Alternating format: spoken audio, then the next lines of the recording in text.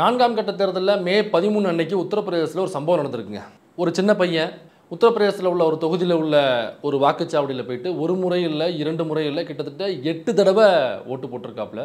அதை எப்படி கண்டுபிடிச்சோன்னு கேட்குறீங்களா? எலெக்ஷன் கமிஷனை கண்டுபிடிக்காது. அந்த தற்குறி சிறுவனே அவன் 8 முறை ஓட்டு போட்டதை பெருமைக்காக அவனே ஒரு முறை 2 முறை 4வது முறை 5 6 7 8ன்னு ஒவ்வொரு முறை வாக்களிக்கும் போது தான் வீடியோவை ஷூட் பண்ணி அதை மெர்ஜ் பண்ணி 8 முறை வாக்களித்ததை ஒரே வீடியோவை போஸ்ட் பண்ணியிருக்காப்புல. இந்த போஸ்ட் பண்ணப்பட்ட வீடியோ நேற்றுலேருந்து இன்னைய வரைக்கும் இதுதான் இந்தியா முழுக்க பேசு பொருளாக இருக்குது. அப்போ ஒரு தொகுதியில் உத்தரப்பிரதேசத்தில் உள்ள ஒரு வாக்குச்சாவடியில் ஒரு சிறுவன் இந்த 8 ஓட்டையும் வாக்களிச்சிருக்கானா, அப்போ உத்தரப்பிரதேசம் முழுக்க எத்தனை வாக்குச்சாவடிகள் இருக்குது, அத்தனை வாக்குச்சாவடிகளையும் எத்தனை 8 ஓட்டுகள் ஒரு நபரால் போடப்பட்டிருக்கும் அப்படின்னு பல கணக்கெடுப்புகள் போயிட்டுருக்கு. அது மட்டும் இல்லாமல் உத்தரப்பிரதேசத்தில் இன்னும் வேறு சில இடங்களில் நடந்த குளறுபடிகள் என்ன, அப்புறம் உத்தரப்பிரதேசம்னால தான் ராமர் கோயில் கட்டிட்டாங்களே, ராமர் கோயில் கட்டின உடனேயே அங்கே உள்ள இந்துக்கள் எல்லாம் ஆட்டோமேட்டிக்காக போய் ஓட்டு போட்டுருவாங்கப்பா அப்படின்னு நம்ம நம்பிக்கிட்டு இருந்தோம்ல. அப்போ ராமர் கோயிலை பார்த்துட்டு ஒட்டுமொத்த பெரும்பான்மை இந்துக்களும் போய் ஓட்டு போட்டுருவாங்க அப்படிங்கிறது உண்மையாக இருந்தால் எதற்கு இந்த திருட்டுத்தனங்கள் தில்லுமுள்ளுகள் பண்ணி ஒரு நபரை 8 முறை ஓட்டு போட வச்சு இதே மாதிரி பல ஃப்ராடுத்தனங்கள் பண்ணி ஏன் ஜெயிக்கணும்? இப்படி பல கேள்விகள் இருக்குல்ல. அதோட நம்ம பிரைம் மினிஸ்டர் நரேந்திர மோடி அவர்கள் தடுத்தெடுத்த கிராமம் உத்தரப்பிரதேசத்தில் அது என்ன லெவலில் இருக்குது அப்படிங்கிறதையும் பார்க்கணும்ல.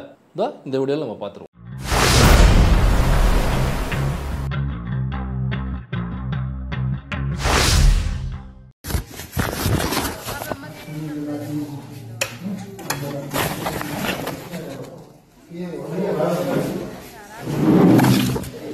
ये है नंबर दूसरा,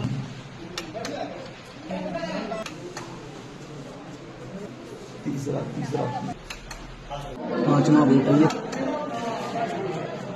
पांचवा है।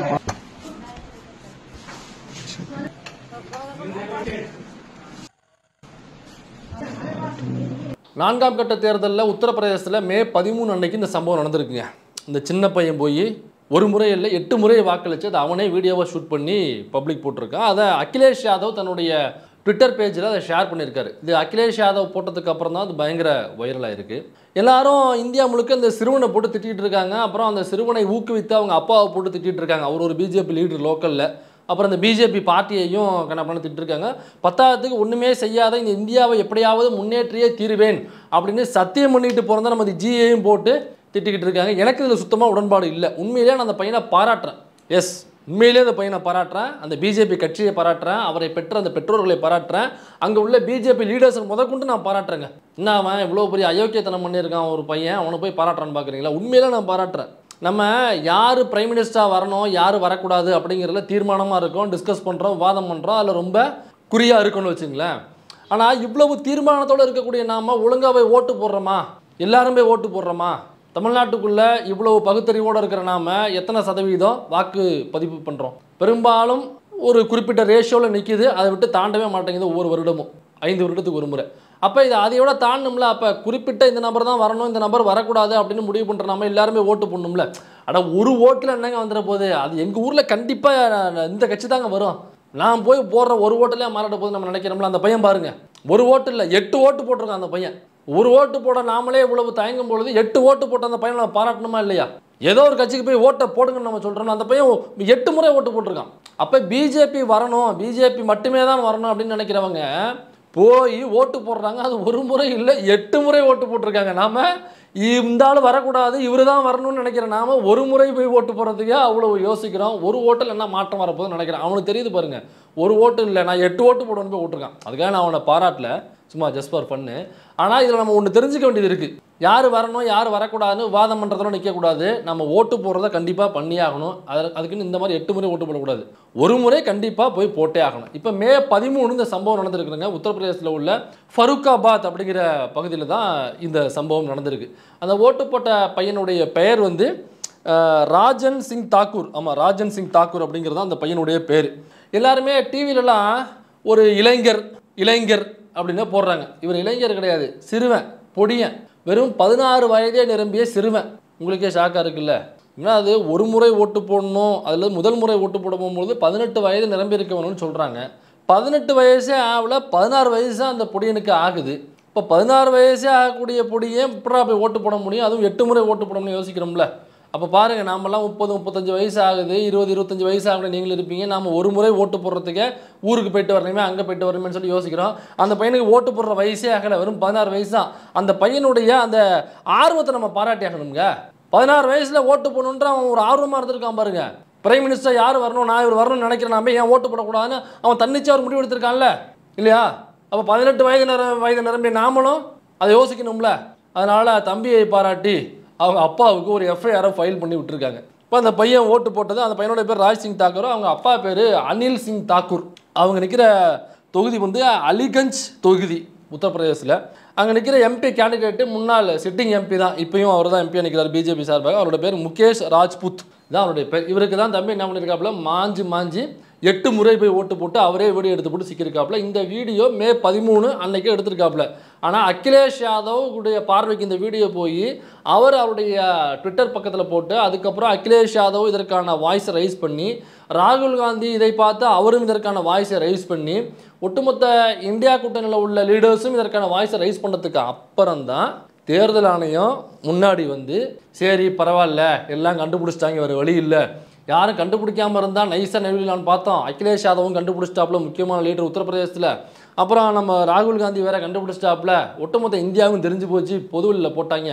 இதுக்கு மேலே நம்ம வந்து பிஜேபியின் பக்கம் நடிக்க முடியாது, அதனால் வேறு வழி இல்லை, நம்ம தீர்ப்பை கொடுத்துட வேண்டியதான் அப்படின்னு சொல்லிட்டு அந்த குறிப்பிட்ட வாக்குச்சாவடி எது அப்படின்னு பார்த்து அந்த வாக்குச்சாவடியில் மறு வாக்குப்பதிவு நடத்த வேண்டும். ஏற்கனவே நடந்து செல்லுபடியாகாது, மறு வாக்குப்பதிவு நடத்தணும். சரி, ஓட்டு போட்டான அவன் மீது என்ன நடவடிக்கை? அவனுக்கு 16 வயசு ஆகுது.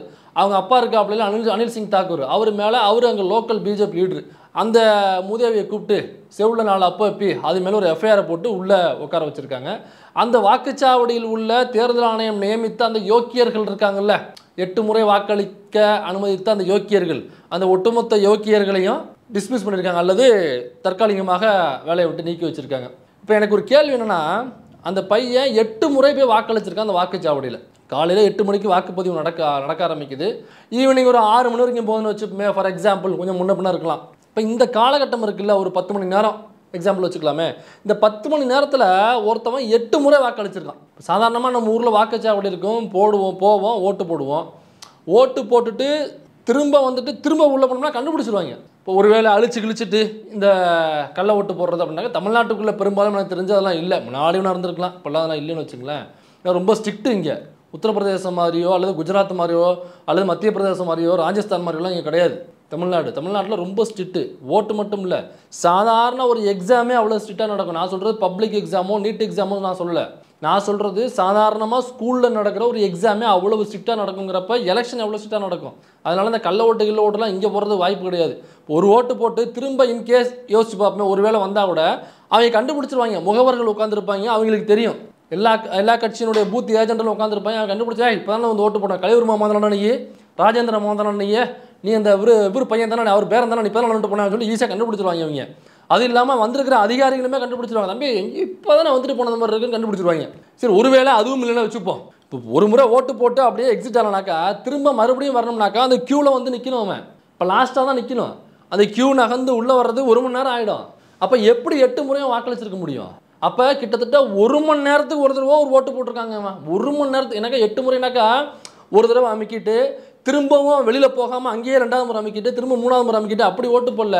ஒரு முறை ஓட்டு போட்டு எக்ஸிட் ஆகிட்டு திரும்ப 2வது முறை ஓட்டு போட்டு திரும்ப போயிட்டு திரும்ப சைன் போட்டு வந்து திரும்ப 3வது முறை, இப்படி 8 முறை ஓட்டு போட்டிருக்கான். அப்போ கிட்டத்தட்ட ஆவரேஜாக 1 ஹவருக்கு ஒரு ஓட்டு போட்டிருக்கான். அங்கே உட்காந்துருக்கிற தேர்தல் ஆணைய அதிகாரிகள் உட்காந்துருப்பாங்கல்ல, அந்த வாக்குச்சாவடியில் உள்ள தேர்தலை கண்டக்ட் பண்ணுற அதிகாரிகள் உட்காந்துருப்பாங்கல்ல, அவங்க கண்டுபிடிச்சிருவாங்கல்ல. ஏன்னா 8 முறை ஒருத்தன் வரும்போது கண்டுபிடிக்க முடியாது அவங்களால.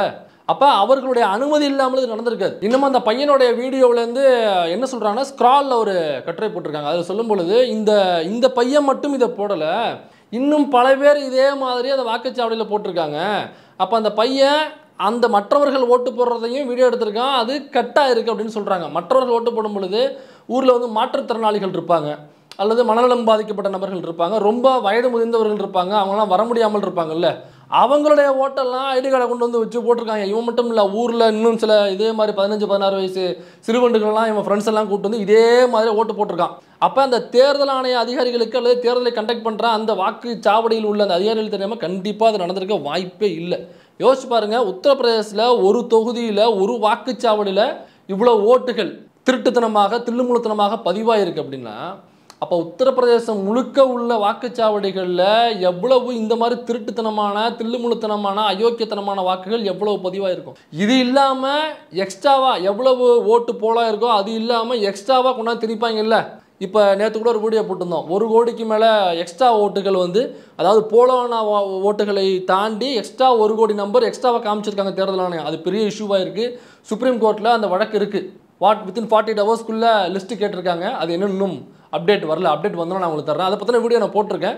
பார்க்காதவங்க தயவு செஞ்சு பாருங்கள். ரொம்ப ரொம்ப முக்கியமான வீடியோ. நீங்கள் ஓட்டு போட்டு யார் வரணும் யார் வரக்கூடாதுன்னு நீங்கள் முடிவெடுத்து ஓட்டு போட்டிங்களோ அதற்கு எதிரான ஒரு வேலை நடந்திருக்கு. ஸோ அதனால் முக்கியமான வீடியோ பார்க்காதவங்க பாருங்கள். நான் எண்டில் அதை சேர்க்குறேன். இது மட்டும் இல்லை, குறிப்பாக உத்தரப்பிரதேசத்தில் இன்னொரு சம்பவம் நடந்துச்சு.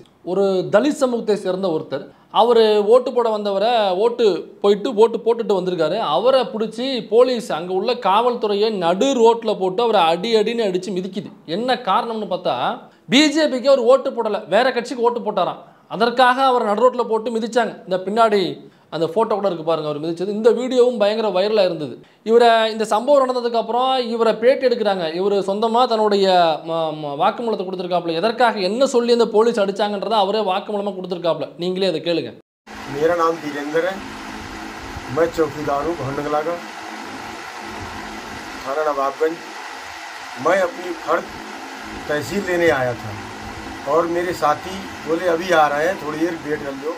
मैं तहसील गेट पर खड़ा हुआ था, अंदर बड़ा तो ये होम गार्ड के 2 लोग அந்த காவல்துறை அடிக்கும்போது என்ன சொல்லி அடிச்சாங்கன்னா, ஏன்னா அவர் ஹிந்தியில் பேசுகிறாரு, ஒருவேளை உங்களுக்கு புரியுமா தெரியல, எனக்கு நல்லா ஹிந்தி தெரியும் அப்படின்னு நினைக்காதீங்க. ஹிந்தி தெரிஞ்சவங்கள்ட்ட அதை கேட்டு நான் தெரிஞ்சுக்கிட்டேன். அவர் என்ன சொல்கிறாருனாக்கா, ஏப்பா உனக்கு ரேஷன் அரிசி கொடுக்கறது இங்கே கவர்மெண்ட்டு, அந்த கவர்மெண்ட் நடத்துறது பிஜேபி, ரேஷன் அரிசி மட்டும் வாங்கி திங்க வேண்டியது, அப்போ எதிர்கட்சிக்கு போய் ஓட்டு போடுவியா அல்லது வேற கட்சிக்கு ஓட்டு போடுவியா அப்படின்னு சொல்லியே நடு ரோட்டில் போட்டு அந்த தலித் சமூகத்தை சேர்ந்த நபரை மிதிச்சிருக்காங்க. இது மட்டும் இல்லை, இஸ்லாமியர்கள் அதிகமாக வாழக்கூடிய பகுதிகளில் இஸ்லாமியர்களை ஓட்டு போட வரவிடாமல் அவர்கள் இருக்கிற பகுதியில் உள்ள போந்து போலீஸ் கிட்டத்தட்ட 144 மோதி அங்கே நிற்கிற எல்லா இஸ்லாமியர்களையும் அடித்து துவம்சம் பண்ணி அவங்க வாக்குச்சாவடிக்கு வரவிடாமல் வீட்டுக்குள்ளே தான் இருக்கணும், நீங்களாம் வீட்டை விட்டு வெளில வரக்கூடாது அப்படின்னு சொல்லி, ஏன் தெருவுக்கு கூட வரக்கூடாது, ஒரு பொருள் வாங்க கூட வெளியில் வரக்கூடாதுன்னு சொல்லி ஊர் முழுக்க போலீஸ் இறக்கி விட்டுருக்கு அங்கே உள்ள தேர்தல் ஆணையம் பிஜேபி. எனக்கு எலெக்ஷன் வந்துருச்சுனாக்கா போலீஸ் அப்படிங்கிறது கவர்மெண்ட்டினுடைய, அதாவது அந்த ஸ்டேட் கவர்மெண்ட்டினுடைய கட்டுப்பாட்டில் இருக்காது, ஒட்டுமொத்தமாக தேர்தல் ஆணையம் கட்டுப்பாட்டுக்குள்ளே போயிடும். அப்போ தேர்தல் ஆணையம் யார் கட்டுப்பாட்டுக்குள்ளே இருக்குது? பிஜேபி கட்டுப்பாட்டுக்குள்ளே இருக்குது. அங்கே யார் ஆட்சி புரியுறது? பிஜேபி. அப்போ சொல்லவே தேவையில்லை.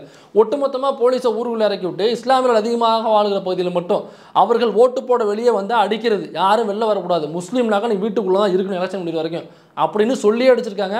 அதில் பாதிக்கப்பட்ட இஸ்லாமியர்கள் பேட்டியும் கொடுத்துருக்காங்க. அந்த பேட்டியில் என்ன சொல்கிறாங்கன்னா, ஆமாங்க போலீஸ் வந்து எங்களை எஸ்கேப்பே ஆக விடலை, அடிக்கிறாங்க, எங்கேயும் எங்கே தெரிச்சு எங்கேயாவது ஓடி போகலாம் வாக்குச்சாவடி நோக்கி அல்ல எங்கேயா ஓடி போகலானாக்கா எங்களை எஸ்கேப் ஆகவே விடாமல் கண்ட இடத்துல நான் கண்ணில் பட்டாலே எங்களை அடித்தாங்க அப்படின்னு சொல்லிட்டு அவங்க வாக்குமூலம் கொடுத்துருக்காங்க.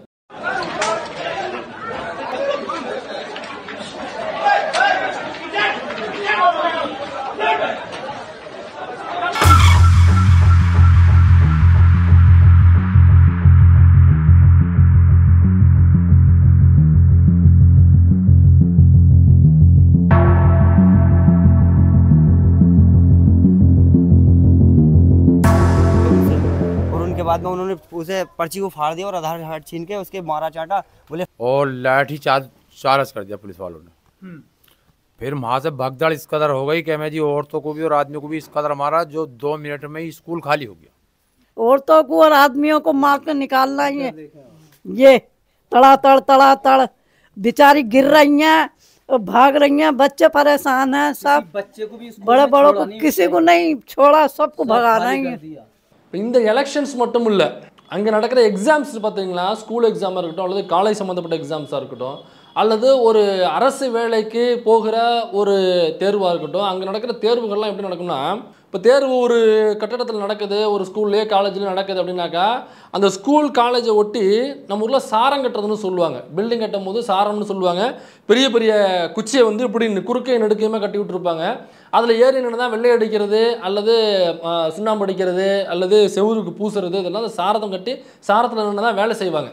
அப்படியே சாரம் கட்டி இருக்கும் அந்த எக்ஸாம் நடக்கும்போது பக்கத்தில். எதுக்கு? ஒரு வேளை பூச்சி வேலை நடக்குதுன்னு பார்த்தோம்னாக்கா பூச்சி வேலைக்கு இல்லை, இவனுங்க திருட்டு வேலை பண்ணுறதுக்கு. இப்போ எக்ஸாம் எழுதும் பொழுது ஒரு மொதல் மாடியில் 2வது மாடியில் 3வது மாடியில் உட்காந்து எழுதுவாங்கல்ல, அந்த சாரத்தில் ஏறி நின்றுக்கிட்டு இவனுங்க புக்கை உள்ளே கொடுக்கறது, பிட்டை உள்ளே தூக்கி போடுறது, அல்லது பேப்பரையே வாங்கி ஆன்சர் பேப்பரையே வாங்கி எழுதிட்டு திரும்ப கொண்டு போய் ஆன்சர் பேப்பரை உள்ளே போடுறது.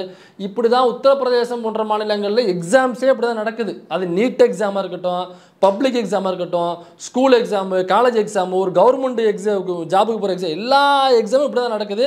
அதில் நிறைய ஃபோட்டோஸ் உங்களுக்கு பின்னாடி வரும் பார்த்துங்க, அல்லது ஃபோர் கிரவுண்ட்லேயும் வரும். அந்த சாரங்கட்டி நிற்கிறது மாதிரி அவங்க பிட்டை தூக்கி போகிறது இந்த மாதிரியான ஃபோட்டோஸு, அல்லது இவங்களே காலேஜுக்குள்ளேயே போயிட்டு புக்கு கொடுத்து வர்றது, இப்படி நிறைய ஃபோட்டோஸ் வைரலாக இருக்கும். அப்போ ஒரு எக்ஸாமே அந்த அளவுக்கு நடக்குது, எக்ஸாமே இந்த அளவுக்கு கீழ்த்தரமாக நடக்குது. அதை விட கீழ்த்தரமாக இங்கே அங்கே உள்ள எலெக்ஷன்ஸ் அது இதை விட மோசமாக அங்கே நடந்துகிட்டு இருக்கு. இப்போ இங்கே இந்த எலெக்ஷன், இந்த எக்ஸாம் சொன்னோம் பார்த்தீங்களா, சாரங்கட்டி பிட்டை தூக்கி போகிறது, புக்கை கொடுக்குறது, இந்த மாதிரி எழுதி பாஸ் பண்ணி எந்த ஒரு அறிவும் இல்லாத தற்குறிகள் தான் இதில் பாஸ் பண்ணி இந்தியா முழுக்க உள்ள பல மாநிலங்களுக்கு அரசு உயர் அதிகாரிகளாக வர்றது. இப்போ அரசு உயரதியாக வர்றதுக்கு ஒரு எக்ஸாம் நடக்கும்ல, அதுவும் இந்த மாதிரி தான் நடக்கும். அப்போ இந்த மாதிரி எக்ஸாமில் எழுதி பாஸ் பண்ணிட்டு தான் இந்தியா முழுக்க உயரதிகாரிகளாக இவங்க தான் கொண்டு உட்கார வைக்கிறாங்க. இப்போ நியாயப்படி எக்ஸாம் நடத்துகிற தமிழ்நாட்டில் யோசிச்சு பாருங்கள், தமிழ்நாட்டுக்குள்ளே நீட் எவ்வளவு ஸ்ட்ரிக்டாக நடக்குது. ஒரு காலேஜ் எக்ஸாம் நடக்குது, செமஸ்டர் நடக்குதுனாக்கா எவ்வளவு ஸ்ட்ரிக்டாக நடக்கும். ஒரு ஸ்கூல் எக்ஸாம், பப்ளிக் எக்ஸாம் கூட விடுங்க, பப்ளிக் இல்லாத எக்ஸாம் ஸ்கூலில் நடக்கும்ல, அதுவே நம்ம என்ன திடீர்னு ஸ்கூல்லேருந்து ஒரு 3-4 ஸ்டாஃபை போட்டிருப்பாங்க ஒரு டீமாக. அவங்க வந்து ஸ்குவாட் டீம்னு போட்டிருப்பாங்க, ஒரு 4-5 வாத்தியார்கள், ஸ்ட்ரிக்டான வாத்தியாரை பிடிச்சி போட்டிருப்பாங்க. அவங்க என்ன திடீர்னு வருவாங்க, திடீர்னு எக்ஸாம் நடக்கும்போது உள்ளே வந்து எல்லா மாணவர்களையும் செக் பண்ணுவாங்க, பிட் இருக்கா அது இருக்கா அது இருக்கான்னு செக் பண்ணுவாங்க, பார்த்து எழுதுறாங்களா, சந்தேகம் வந்தால் கூட தூக்கி மாற்றுவாங்க, எட்டி பார்த்து எழுதுறாங்கனாக்கா இன்னும் டிஸ்டன்ஸ் விடுங்க, அல்லது ரொம்ப கிட்ட உட்காந்து தூக்கி பின்னாடி மாற்றுங்க, அல்லது அந்த ஹாலில் அவனை மாற்றி போடுங்க. இப்படி ஏதோ ஒன்று பண்ணுவாங்க. இந்த காப்பி அடிக்கிறது, பிட் அடிக்கிறது, பார்த்து எழுதுறது பெரும்பாலும் தமிழ்நாட்டுக்குள்ளே நடக்கவே நடக்காது, சாதாரண எக்ஸாம்லேயே நடக்காது அது. அப்போ இவ்வளவுக்கும் மத்தியில் நம்ம படித்து திறமையாக போகிறோம்ல, நமக்கு எந்த வேலையும் கொடுக்க மாட்டாங்க இந்த சென்ட்ரல் கவர்மெண்ட்லேருந்து, யூனியன் கவர்மெண்ட்லேருந்து. ஆனால் இந்த மாதிரி சாரங்கட்டி பிட்டை தூக்கி போட்டு புக்கை கொடுத்து இப்படி எந்த தகுதியும் இல்லாமல் பாஸ் பண்ணிட்டு வர்றாங்கல்ல, இவங்க தான் இந்தியா முழுக்க உயரதிகாரிகளாக, அது எந்த டிபார்ட்மெண்ட்டாக இருக்கட்டும், அது காவல்துறை டிபார்ட்மெண்ட்டில் உயரதிகாரிகளாக இருக்கட்டும், எந்த துறை எடுத்துக்கிட்டாலுமே இப்படி பாஸ் பண்ணி வர்றவங்க கையில் அந்த அதிகாரம் போகும்பொழுது அவங்களுக்கு என்ன தெரியும் சொல்லுங்கள்? அல்லது ஒரு சமூக நீதி என்னன்னு தெரியுமா? படித்து வந்ததுனால அம்பேத்கர் என்ன எழுதியிருக்காரு, அல்லது மார்க்ஸ் என்ன சொல்லியிருக்காரு, அல்லது இது போன்ற சமூக சீர்திருத்தவாதிகள் என்ன சொல்லியிருக்காங்க, அல்லது தத்துவவாதிகள் இந்த மாதிரி உள்ளவங்க என்ன சொல்லியிருக்காங்க, இந்த சமூகம் சமமாவதற்கு என்ன சொல்லிக் கொடுத்துருக்காங்கிறத படித்து ஒருத்தவங்க வந்தாங்கனாக்கா அவங்க ஆஃபீஸராக இருக்கும் பொழுது சமூகத்தில் நடக்கிற பிரச்சனையை ஈஸியாக புரிஞ்சுப்பாங்க, அதை டீல் பண்ணுவாங்க. எப்படி சரி செய்கிறது, ஒரு கலவரமாக ஏற்படுத்தாமல் வன்முறையாக்க விடாமல், அல்லது வன்முறை செய்பவர்களை கலவரம் செய்பவங்களை எப்படி டீல் பண்ணுறது, மக்கள் எப்படி சமமாக ஒரு இடத்துல உட்கார வைக்கிறது, அவங்க எப்படி சமமாக இங்கே உள்ள சாதிய சிக்கல்களை அதை எப்படி சரி பண்ணுறது அப்படிங்கிற மனநிலையோடு அவங்க டீல் பண்ணுவாங்க. இந்த மாதிரி சாரங்கட்டி இதில் பாஸ் பண்ணிட்டு வந்த ஒரு உயரதிகாரி வர்றாங்கனாக்கா அவங்களுக்கு ஒரு சாதிய உணர்வோடு தானே வருவாங்க, சாதிய பற்றோடு தானே வருவாங்க இந்த சமூகத்துலேருந்து. அப்போ அவங்களுக்கே முதல்ல தெரியாது. அப்போ அவங்கள கொண்டாந்து உயரதியில் உட்கார வைக்கிற பொழுது அந்த மாநிலம் எப்படி உருப்பிடும், இப்படியாப்பட்ட மாநிலங்களை ஒருங்கிணைத்து வைத்திருக்கிற இந்த இந்தியா எப்படி உருப்பிடும்? அப்போ ஒட்டுமொத்தமாக இன்னும் இந்தியா வளர்கின்ற நாடு பல வருஷமாக படிக்கிறதுக்கு காரணம் என்னென்னா, இந்த மாதிரியான சாரங்கட்டி இதில் பாஸ் பண்ணி வந்த அதிகாரிகள் தான் இந்தியா முழுக்க இருக்காங்க. இதுதான் மிக முக்கியமான காரணம். இப்போ உத்தரப்பிரதேசத்தில் நடந்ததை நம்ம பார்த்தோம். இது உத்தரப்பிரதேசத்தில் மட்டும் இல்லை, ஒரு கொஞ்ச நாளைக்கு முன்னாடி, ஒரு 3-4 நாளைக்கு முன்னாடி நினைக்கிறேன், இன்னொரு வீடியோ வைரல் ஆனிச்சு. அதாவது எங்கள் வாக்குச்சாவடியில் வாக்கு செலுத்தும் பொழுது அப் டு ஸ்டார்ட்லேருந்து எண்டு வரைக்குமே பிஜேபி லீடருடைய பையன், அங்கேயும் அதே தான், ஒரு பிஜேபி லீடரோட பையன் குஜராத்தில் அங்கே என்ன பண்ணிட்டான், நேரடியாக அந்த பூத்துக்கே போய்ட்டு லைவாக இன்ஸ்டாகிராமில் live up to starting end வரைக்கும் யார் வர்றாங்க, எந்த இதில் பட்டன் அமுத்துறாங்க, இது பூரா லைவ் போட்டிருக்கான். இந்த வீடியோ லைவில் போகுது. இது கம்ப்ளைண்ட்டாக லைவில் போனால் ஒன்றும் பண்ண முடியாது தேர்தல் ஆணையம். அப்போ எல்லாரும் தெரிஞ்சு போச்சு, யாருக்கும் தெரியாமல் நடந்தாக்க பிரச்சனை இல்லை, அல்லது யாருக்கும் தெரியாமல் ஒரு விஷயத்தை மறைக்கிற வேலையை தான் தேர்தல் ஆணையம் வரைக்கும் பண்ணிக்கிட்டு இருக்கு. எல்லாருக்கும் பொது வழியில் சோஷியல் மீடியாவில் வைரல் ஆச்சுன்னா தேர்தல் ஆணையம் ஒன்றும் பண்ண முடியாது. அப்போ இப்படியே சோஷியல் மீடியாவில் அந்த தற்கொலை அதுவே லைவ் போட்டுருச்சு. அப்போ லைவ் இப்போ வைரல் ஆகுது, வைரல் ஆணையம் நடவடிக்கை எடுத்தே ஆகணும் அப்படிங்கிற பட்சத்தில் அவர் மீது நடவடிக்கை எடுத்திருக்காங்க. இது எங்கே நடந்தால் குஜராத்தில் நடந்தது. அந்த லைவ் போட்டவருடைய பெயர் வந்து விஜய் பாபோர். குஜராத்தில் உள்ள தாகோத் அப்படிங்கிற தொகுதியில் நடந்த எலெக்ஷனில் விஜய் பாபோர் அப்படிங்கிற அந்த நபர், இவர் பிஜேபியில் ஒரு லீடராக இருக்காப்புல அந்த பகுதியில். குறிப்பாக நம்ம அமித்ஷா, அப்புறம் அங்கே உள்ள பிஜேபி லீடர்ஸ் இருப்பாங்களா குஜராத்தில், அவங்க கூடலாம் நெருங்கிய பழக்கம் உடையராக இருக்காப்புல. கைகுலுக்கி ஒன்றா ஃபோட்டோ எடுத்து கட்டி பிடிச்சி அணைச்சி முத்தம் கொடுக்குற அளவுக்கு அவங்க ஒன்றாக ஒரு நட்போடு இருக்கக்கூடிய நபராக இருக்காங்க. என்ன அவ்வளோ பார்த்துருக்காப்புல, வாக்குச்சாவடியில் திருட்டுத்தனமாக அங்கே லைவை போட்டிருக்காப்புல. திரும்ப தேர்தல் ஆணையம் அந்த குஜராத்தில் அந்த குறிப்பிட்ட வாக்குச்சாவடியில் மட்டும் மறுவாக்குப்பதிவு நடத்தணும் அப்படின்னு திரும்ப அதை போட்டிருக்கு. அப்புறம் பிஜேபி ஆளக்கூடிய மத்திய பிரதேசம், அது மட்டும் இல்லை, ரொம்ப லட்சணமாக இருக்குது. இப்போ மத்திய பிரதேச மாநிலத்தில் பெரசியா அப்படிங்கிற பகுதியில் உள்ள வாக்குச்சாவடி, அந்த பெரசியாங்கிற வாக்குச்சாவடியில் அங்கே உள்ள பிஜேபி லீடர், லோக்கல் லீடரு தன்னுடைய பையன் பொடியங்க, என்ன ஒரு 7 அல்லது 8 வயசு இருக்கலாம், சின்ன பையன் பொடியன், அவனை கூட்டு போய் தாமரையில் அமுக்க வச்சு அதை ஒரு வீடியோ எடுக்கிறாரு. அந்த பையன் தான் போய் தாமரையில் அமுக்கிறான், அமுக்கிட்டு இங்கே காமிச்சாக்கா தாமரையில் சீட்டு விழுகுது. இதை வீடியோவாக ஷூட் பண்ணி இதை போடுறாரு. இப்போ மத்திய பிரதேசத்தில் என்னக்கா ஓட்டு போடும் பொழுது நாம தான் போய் ஓட்டு போடணுமே தவிர நாம் யாரையும் ஒருத்தரை கூட்டு போய் ஓட்டு போடுங்கன்னு சொல்லக்கூடாது. நமக்கு ஒரு வேளை ஏதாவது டவுட் இருந்துச்சு அப்படின்னாக்கா அங்கே அதிகாரிகள் இருப்பாங்க, அவங்கள கூப்பிட்டு ஐயா எனக்கு இந்த டவுட் இருக்குது இங்கே வாங்க, அல்லது அம்மா இங்கே வாங்க டவுட் இருக்குது, நான் இந்த கட்சிக்கு ஓட்டு போடணும்னு ஆசைப்பட்றேன், அல்லது இந்த கேண்டிடேட்டுக்கு ஓட்டு போடணும்னு ஆசைப்பட்றேன், அவங்க எந்த பட்டன் எந்த சின்னம் அப்படின்னு கேட்டாக்கா அவங்க கைட் பண்ணுவாங்க. கைட் பண்ணது வழியாக நம்ம போய் அதை அமுக்கினோம்னாக்கா திரும்ப பக்கத்தில் ஒரு மிஷின் இருக்கும், அதில் சீட்டு வந்து விழுகும். நாம் போட்ட சின்னத்துக்கு தான் அந்த ஓட்டு போய் விழுந்திருக்காங்க. அந்த பக்கத்தில் உள்ள சின்னம் இருக்குதுங்களா, அந்த சின்னம் அந்த கேண்டிடேட் அதெல்லாம் போட்டு அந்த சீட்டு பக்கத்தில் விழுகும், நம்ம பார்க்கலாம், லைவாக பார்க்கலாம், டிரான்ஸ்பரண்ட்டாக இருக்கும், மேலே கிளாஸ் மாதிரி இருக்கும், அதை நம்ம பார்க்கலாம். ஒருவேளை அது தவறாக இருந்துச்சுனாங்க நம்ம கம்ப்ளைண்ட் பண்ணலாம். அவங்கள வச்சுக்கிட்டு கூட பையனை கூட்டு போய் பொண்ணை கூட்டு போய் பேரனை கூட்டு போய் பேட்டியை கூட்டு போய் ஓட்டு போடலாம் வைக்கக்கூடாது. அதுலேயே அந்த மூதேவி பிஜேபி லீடரு. இதுவும் இந்த வீடியோ மயிரில் சர்ச்சையாக இருக்குது. ஆனால் இந்த வீடியோ ஒட்டி தேர்தலான நடவடிக்கை எடுத்துச்சானாக்கா இல்லை. நீங்கள் யோசிச்சு பாருங்கள், இந்தியா முழுக்கவே இந்த மாதிரி ஓட்டு போடுறதுல பிரச்சனை, அதாவது இந்த லைவ் போடுறது அல்லது இந்த கள்ள ஓட்டு போடுறது அல்லது ஓட்டு எண்ணிக்கையை அதிகமாக காமிக்கிறது, அது அங்கே உள்ள குறிப்பிட்ட இஸ்லாமியர்களை அடித்து விரட்டுறது, அங்கே உள்ள தலித்து வந்து ஒரு பிஜேபி அல்லாத வேற ஒரு கட்சிக்கு ஓட்டு போட்டாருனாக்கா அடிக்கிறது, இப்படி அல்லது வாக்குச்சாவடிகளை அவங்களோட கண்ட்ரோலுக்குள்ள கொண்டு வருது. இது பூரா செய்கிறது யார், எந்த கட்சி? காங்கிரஸ் செய்யுதா? காங்கிரஸ் செய்ததாக ஒரு நியூஸ் வந்துச்சா?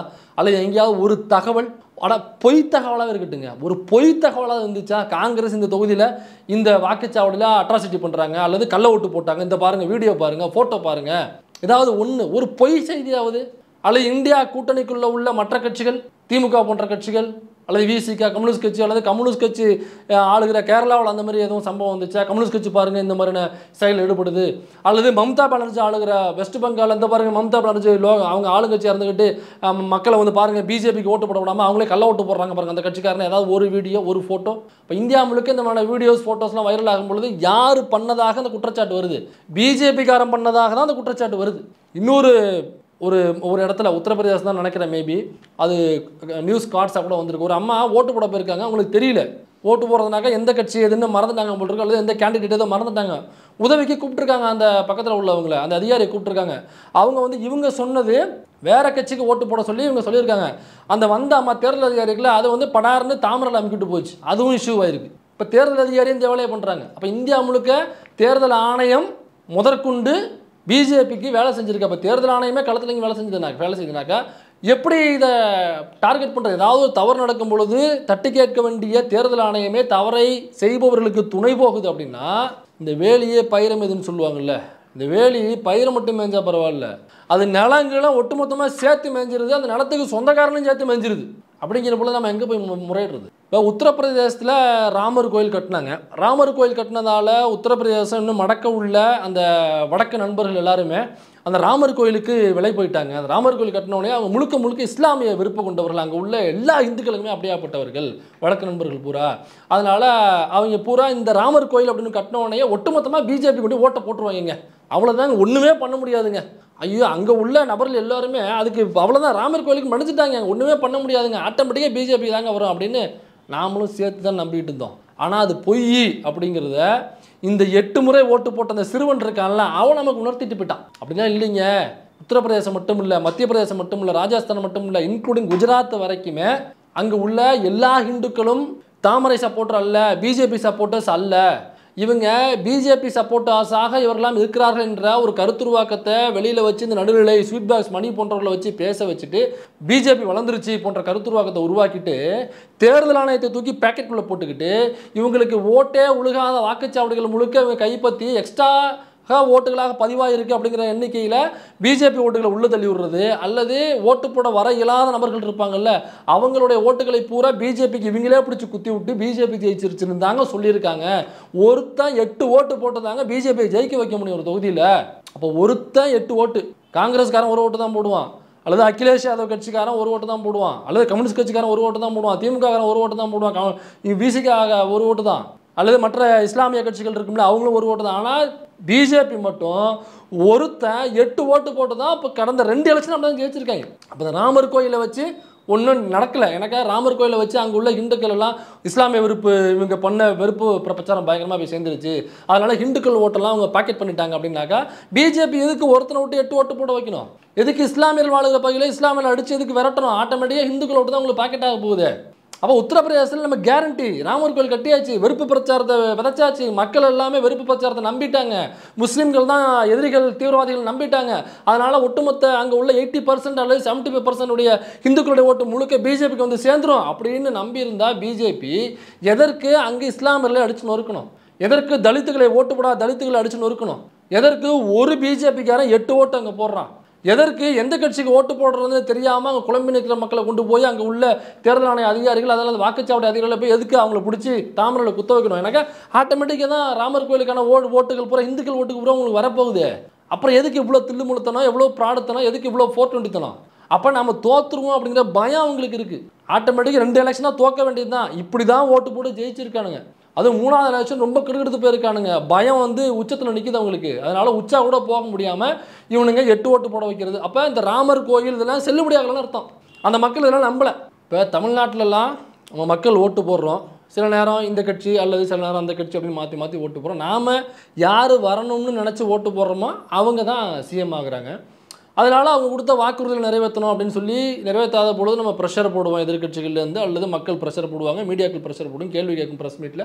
அதனால் செஞ்சே தீர வேண்டும் என்கிற கட்டாயத்தில் ஒரு 100 வாக்குறுதி கொடுத்தாக்க ஒரு 50-60 வாக்குறுதியாக நிறைவேற்றியே ஆக வேண்டும் என்ற கட்டாயத்தில் அவங்க ஏதோ பண்ணியே ஆகணும் தமிழ்நாட்டுக்கு. ஏன்னாக்கா இவங்க தான் வரணும்னு நம்ம நினச்சி போடுறோம், அதனால் கேள்வி கேட்குறோம். அந்த ஜனநாயகம் இங்கே இருக்குது.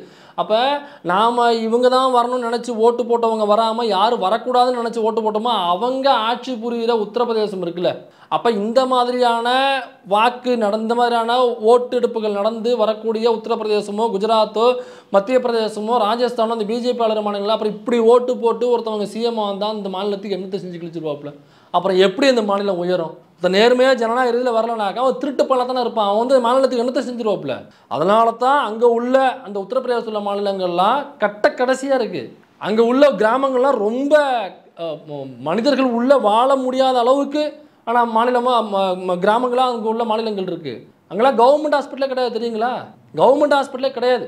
நீ உத்தரப்பிரதேசில் இங்கே வேலைக்கு வரவங்க நிறைய பேர் இருப்பாங்க. நான் ஒன்றும் பொய் சொல்லலை, ஏதோ இங்கே காசு வாங்கிட்டு அங்கே காசு வாங்கிட்டு தூக்கி பிடிக்கிறதுக்காக பொய் சொல்கிறேன் அப்படி இல்லை. உத்தரப்பிரதேசம் வேலை செய்கிறாங்கல்ல, நீங்கள் எங்கேயாவது பார்த்தீங்கன்னா உத்தரப்பிரதேசம் சொன்னாங்க, அவன்கிட்ட கேளு உங்கள் ஊரில் கவர்மெண்ட் ஹாஸ்பிட்டல் உண்டான்னு கேளுங்க. ஒருவேளை கவர்மெண்ட் ஹாஸ்பிட்டல் இருந்துச்சுன்னா அது எப்படி இருக்குன்னு கேளுங்க. நம்ம ஊரில் உள்ள கவர்மெண்ட் ஹாஸ்பிட்டல் கூட்டு போயிட்டு இந்த மாதிரி இருக்குமான்னு கேளுங்க அவங்ககிட்ட. எங்கேயுமே கவர்மெண்ட் ஹாஸ்பிட்டல் கிடையாது. ஒருவேளை ஒரு சில இடங்களில் மட்டும் இருக்கும். அதுவும் எப்படி தெரியுமா இருக்கும்? 4 டப்பா வச்சுட்டு உட்காந்துருப்பான். நம்ம ஊரில் லேகியம் வைக்கிறவங்க உட்காந்துருப்பாங்கல்ல பஸ் ஸ்டாண்ட்லாம், அந்த மாதிரி ஒரு 4 டப்பா வச்சுட்டு ஒரு கோட்டை மாட்டிட்டு ஸ்டெத்தை மாட்டிட்டு உட்காந்துருப்பாப்புல. அதுதான் அந்த ஊரில் கவர்மெண்ட் ஆஸ்பத்திரி. ஒரு டேபிள் இருக்கும், ஒரு சேர் இருக்கும், வேறு எதுவும் இருக்காது. போனீங்கன்னாங்க ஸ்டெத்தை வச்சு பார்த்துட்டு உங்களுக்கு ஏதாவது மாத்திரை மருந்து எழுதி கொடுப்பாப்புல. அதை நீங்கள் வெளியில் போய் வாங்கிக்கணும். பார்மசியில் வெளியில் போய் தான் வாங்கணும். கவர்மெண்ட் ஹாஸ்பிட்டல்லாம் அதை ப்ரொவைட் பண்ண மாட்டாங்க. இதுதான் உத்தரப்பிரதேசத்தில் உள்ள மருத்துவமனைகளுடைய நிலை. ஏன் அங்கே உள்ள அரசு பள்ளிகள் எப்படின்னு கேட்டு பாருங்களா, அங்கேருந்து வர்றவங்க கிட்ட. நம்ம கவர்மெண்ட் ஸ்கூலை கூட்டு போய் பாருங்கள். அதாவது இங்கே போதாமல் இருக்குது, நான் இல்லைன்னு சொல்ல வரல, அதை சரி பண்ணணும், மேம்படுத்தணும், அதுலேயும் நான் உடன்படுறேன். ஆனால் உத்தரப்பிரதேசத்தில் உள்ள ஸ்கூல்ஸ் எப்படின்னு பார்த்துருக்கீங்களா? நிறைய பேர் அங்கே போனவங்க வீடியோ எடுத்து போட்டிருக்காங்க. வேணா உங்களுக்கு எக்ஸாம்பிளாக ஒரு சில வீடியோக்கள் நான் காமிக்கிறேன் உங்களுக்கு. यूपी में और ये डॉक्टर किसका प्रिंसिपल कौन है? आप ही हैं? ओके, तो ये प्रिंसिपल है। क्या नाम है? बच्चा लोग कैसा हो? कौन सी कक्षा है आपकी? है फेस पे कौन कर लिया आपने? 9th क्लास है आपकी? ओके ओके ओके, बहुत बढ़िया. देखो बाबा स्कूल है यूपी का, ये रोक गए.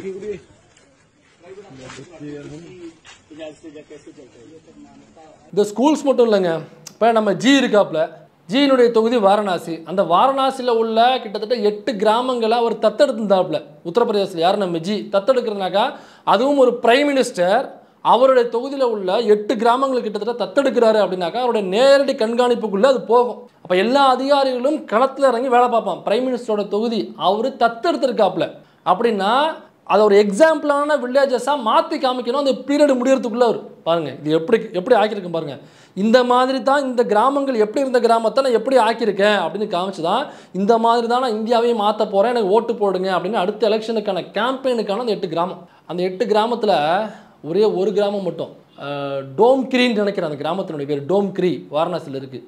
அந்த ஒரு கிராமத்தினுடைய நிலைமை என்ன அப்படிங்கிறத மட்டும் உங்களுக்காக சில பகுதியில் மட்டும் அதை காமிக்கிறேன்.